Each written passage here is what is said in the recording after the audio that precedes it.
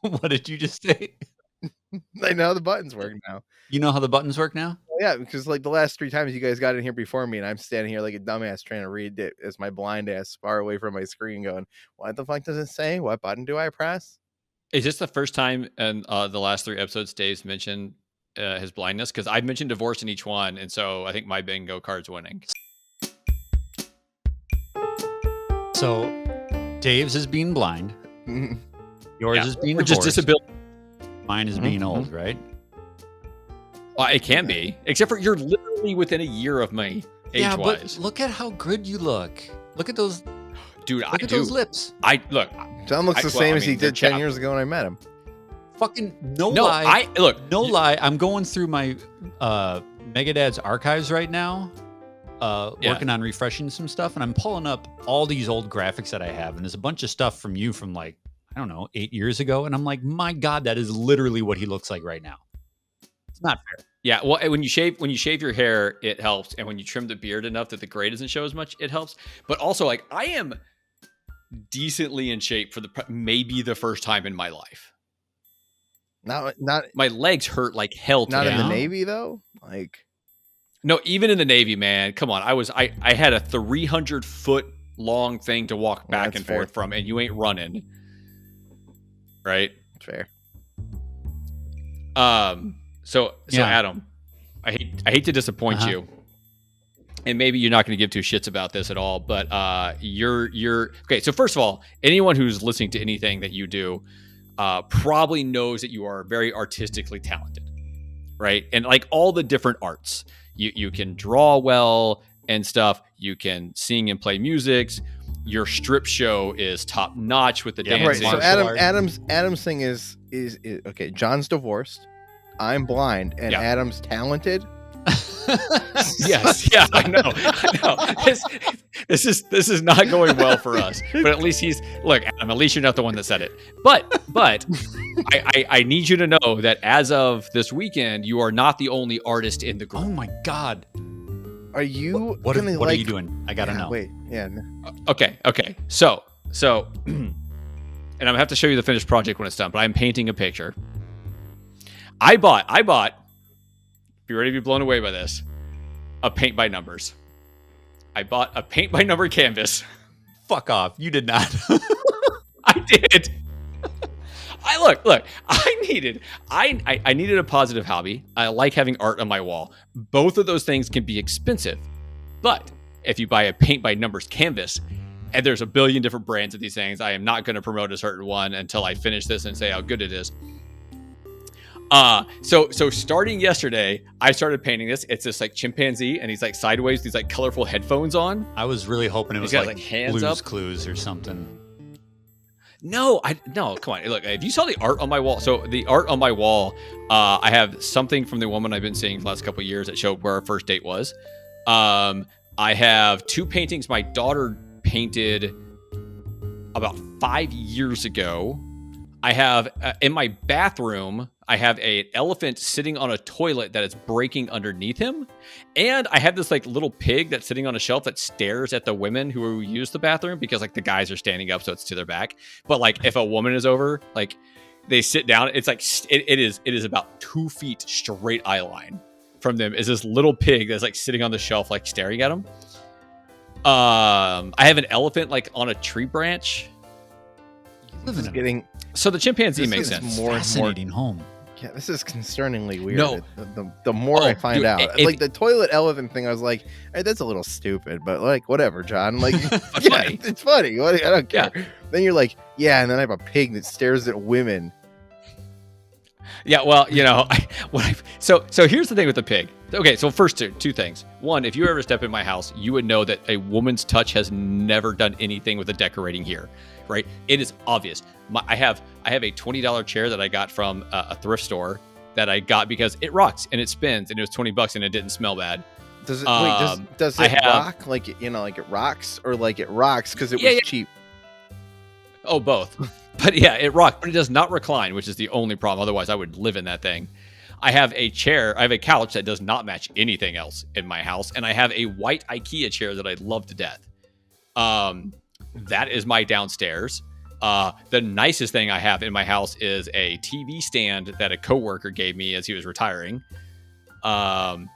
So all these things. So then there's the pig, right? So I got the pig at a thrift store for, I don't know, like $2. I thought it was funny. It was $2. I brought it home with me.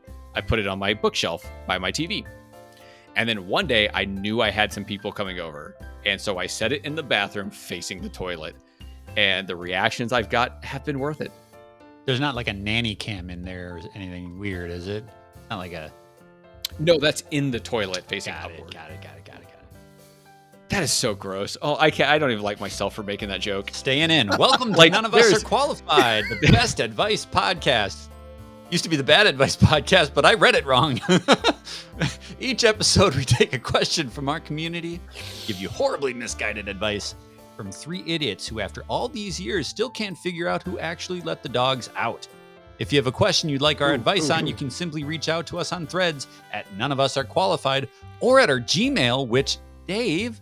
None of us are qualified at gmail.com. Oh, man. So we've got the blind guy, the talented guy, and the guy who spies on women peeing. You weren't supposed to say it, Adam.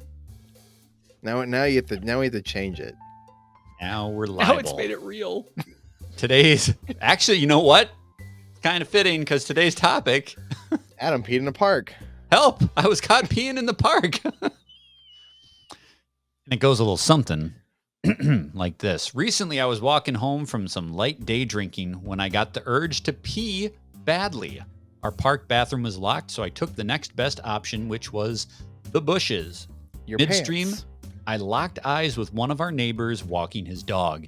He looked shocked and left without saying a word. I've avoided him since, but the problem is we're planning a neighborhood block party next week, and I know he'll be there with his family. What do I say? How many of you, how many peed in public? Hands up. I mean, camping doesn't count, but like literally peed like where there's people around.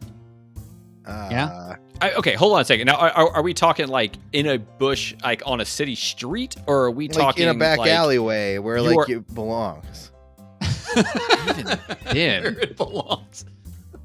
No working public plumbing at Dave's house. He just pees in the alley. So this last week I was back home. Me and the kids went back home to see my family for a number of things, but one of them was my brother got married and he had a celebration of marriage in this like super cool, super fancy place downtown in Houston.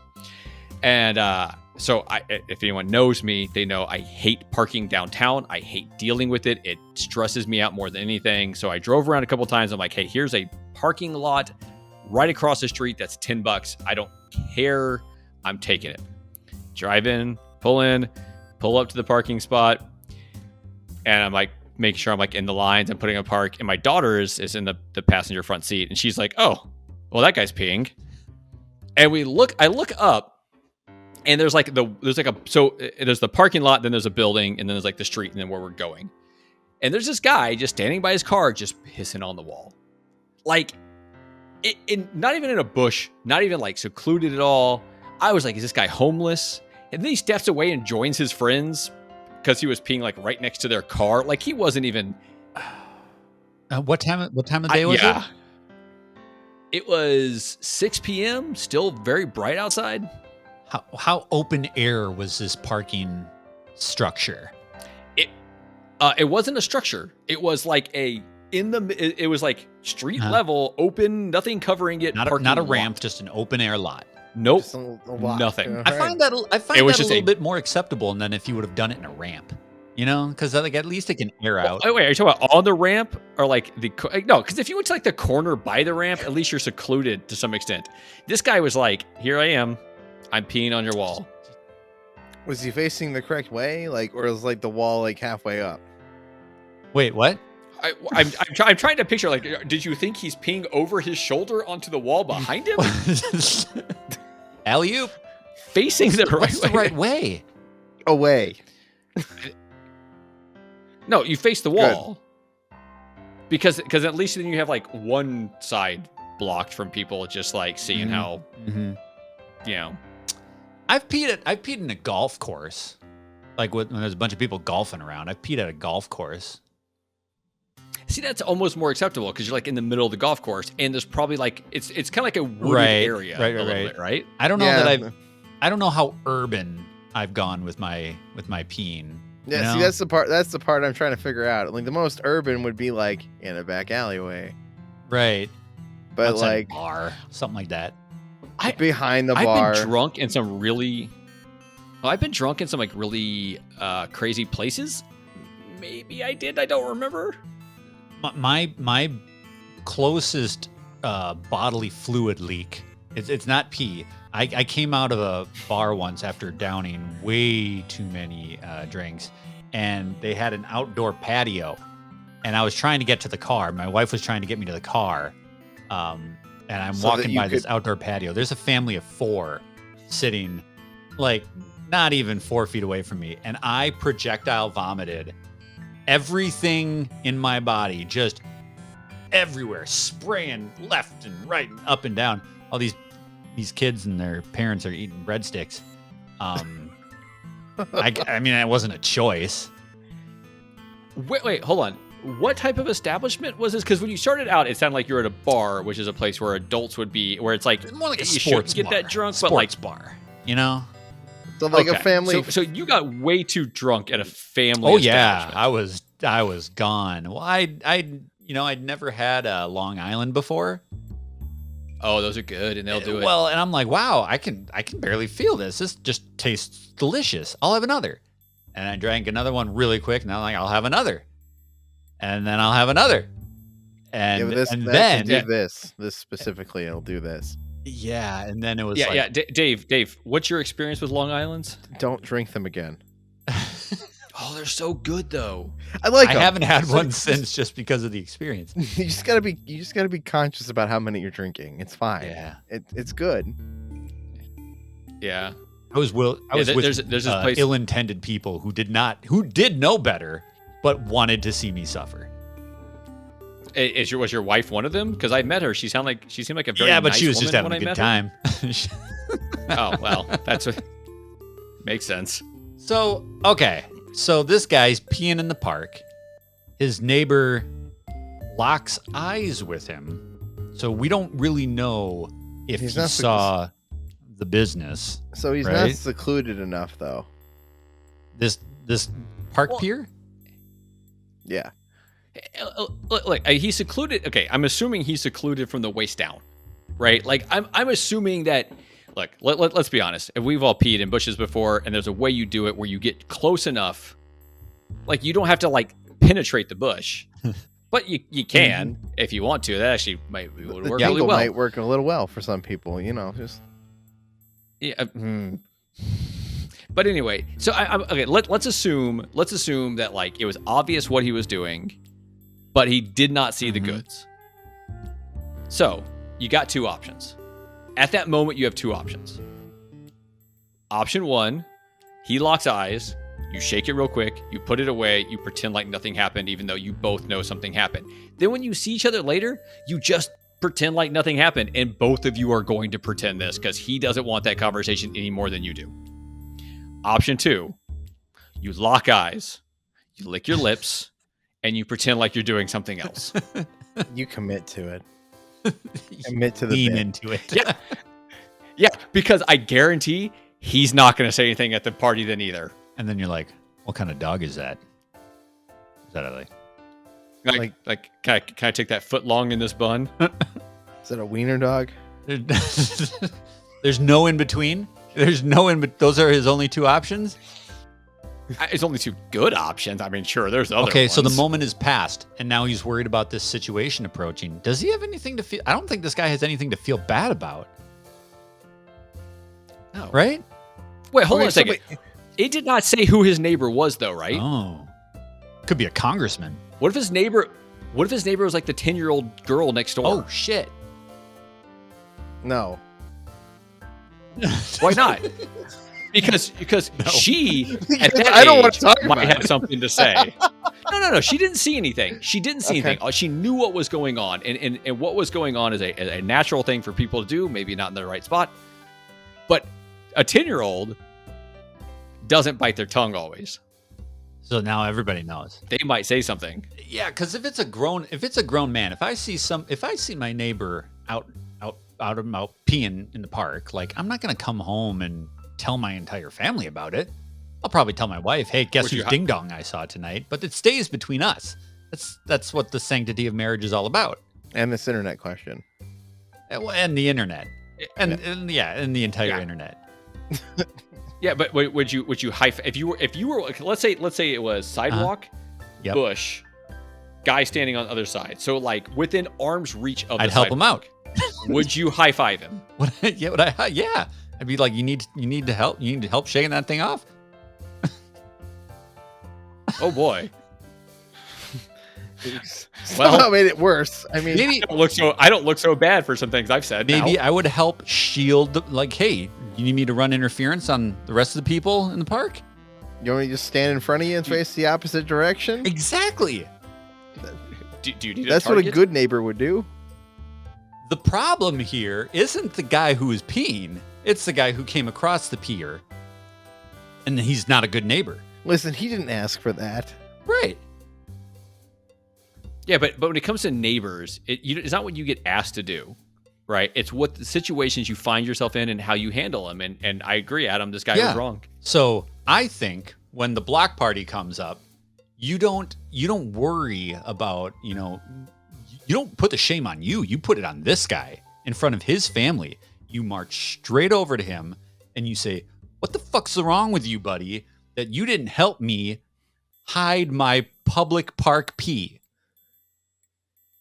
In front of his wife, in front of his kids. You say, this is America. Listen. There was a time where this show just didn't give advice, like, at all. Like, it basically just gave the worst shitty advice ever. Then we crossed the line on this episode of just like, what's the worst thing I could tell him to do? I genuinely think that the other guy is in the wrong. And even if it's not, let's say, because I agree with Adam here, but like, let's say someone disagrees. Here's the key, and this is something I've learned, is if you are going to be wrong about something, if you come in with the attitude that you are right about it and you know what you're talking about, you win. I convinced a woman today, accidentally, that this I don't know 7-year-old girl on the opposing soccer team, who someone else said thought she was blind. I convinced them that her dog was going to be playing soccer with her. That wasn't true. I just said it with confidence. That's all it takes. Just happened. All it takes is a little bit of confidence. That's what being a parent is all about, is being able to lie to somebody and make them feel like they're wrong. But parenting, listen, I can't even endorse this show anymore. Parenting and marriage is all about being able to lie to somebody straight to their face to divert blame. Wait, I thought we were talking about peeing on bushes. And peeing on bushes. That what you have to... I'm going to go outside and pee on a bush right now and just see what happens. I tried to pee on a bush once. The Secret Service tackled me. Johnny, you got any plugs this week? Man, I wish you want to talk about your paint by number a little bit more? You're going to put it up on X? I will. I will put it up on X. I might make a Threads at some point, honestly. Just for the purpose of what we're doing here right now. No, I do hope to start recording something. I am living my life, recovering from all kinds of things in life, and starting therapy soon. So maybe I'll just start a show talking about starting therapy and what I learned about my life. Who knows? I'm gonna do something. Because putting a microphone in front of your face is therapy. New segment coming to None of Us Are Qualified. Johnny tells us what he learned in therapy. Oh my God. I think that'd be a great closing bit. Words of wisdom. Oh well, I look. I am happy to just like spread my shit show out on a table for anyone to take parts that might help them.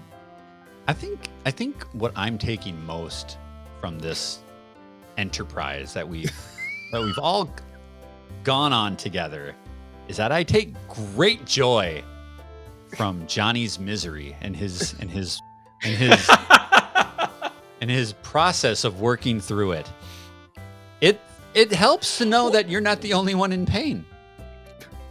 Yeah, well, and here's the funny part is like, so of all the things that the last few years have taken a toll or whatever, both of y'all know so much of it, right? Like Dave was there, like as some of it was like really going down. And Adam, you and I like sat and talked a little bit later and all that stuff. But you know, it is what it is. And guess what? We get to sit and we get to talk. We get to make jokes. We get to help people. We get to help people with things like texting and how to bend over properly to stop that from happening, and how to pee into bushes. Get behind the bush. Just get on the ground. Yeah. Get on. Just dig a hole. Halfway in the bush. Lay flat. Stand in the bush. Yeah, lay in the bush. Then no one will see you. Depending on where you are, there could be fire ants. Yeah. Thanks for watching and listening to None of Us Are Qualified.